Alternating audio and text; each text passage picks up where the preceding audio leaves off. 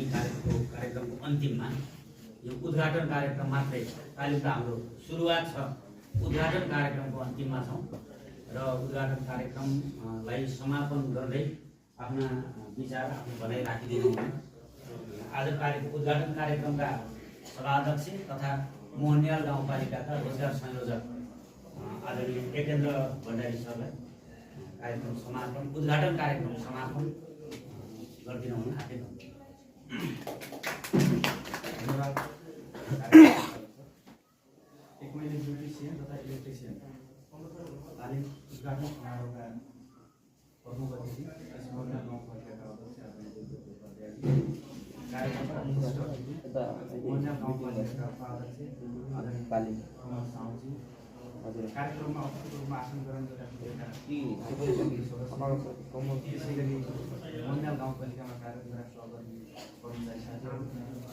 यो हललाई हामीलाई प्रदान गरेर सहयोग गर्नुभएका यस नेपाललाई गम्भीर इलेक्ट्रिसियन प्रशिक्षक, ब्युटिसियन प्रशिक्षक र मोहनियाल गाउँपालिकाका विभिन्न सातैवटा वडाबाट आफूलाई प्रशिक्षित हुनका निम्ति यो हलसम्म उपस्थित भएका तपाईँ सम्पूर्ण प्रशिक्षित साथीभाइहरूमा मोहनियाल गाउँपालिका रोजगार सेवा केन्द्रको यहाँलाई हार्दिक नमस्कार छ। तपाईँहरू बिचमा धेरै कुरा राख्दैन, यहाँ कार्यक्रममा प्रमुख अतिथि र विशिष्ट अतिथिले थुप्रै कुरा समेटेर गइसक्नु भएको छ। उहाँहरूको हार्दिकता र उहाँहरूले यो आवश्यकता बोध गरेर आज हामीले यो कार्यक्रम यहाँ गर्न सफल भएका छौँ। उहाँहरूले यो कार्यक्रममा बजेट विनियोजन गरेर जसरी मोहनियाल गाउँपालिकाभित्रका थुप्रै बेरोजगार व्यक्तिहरूलाई कसरी स्वरोजगार बनाउन सकिन्छ, रोजगारीमा जोड्न सकिन्छ भन्ने कुरालाई मसिनो ढङ्गले अध्ययन गरेर त्यो क्षेत्रको गम्भीरता बुझेर जसरी उहाँहरूले बजेट विनियोजन गर्नुभयो र आज तपाईँहरूलाई एउटा स्वरोजगार बनाउने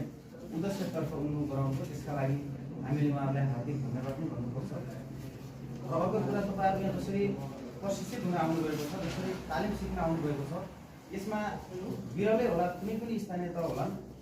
तपाईँको एक हातमा सिप र अर्को हातमा सिप सिक्न आए बापतको भत्ता दुईटै चिज व्यवस्था गरेर जसरी मोहनियाल गाउँपालिकाले हामीलाई सहयोग गरेको छ, तपाईँ हामीलाई सहजीकरण गरेको छ, यसका लागि पनि तपाईँहरूलाई के राहत हुन्छ भन्ने हामीले महसुस गरेका छौँ। सिप सिक्नका निम्ति मान्छेहरूको दौडधुप हुन्छ, रोजगारी कसरी आफूले आत्मनिर्भर भन्नका लागि निःशुल्क सिप जहाँ छ त्यहाँ मान्छे दौडिने अवस्था छ। तर हाम्रो यहाँ त सिपसँगै तपाईँहरू यहाँ आए बापत भत्ता पनि अथवा तपाईँहरूले आउने जाने बस्ने व्यवस्था पनि सहज भन्नका निमित्त अलिकति आर्थिक सहयोग पनि हाम्रो गाउँपालिकाले गरेको छ। यो तपाईँहरूको लागि सहज र सजिलो होस् भन्नका लागि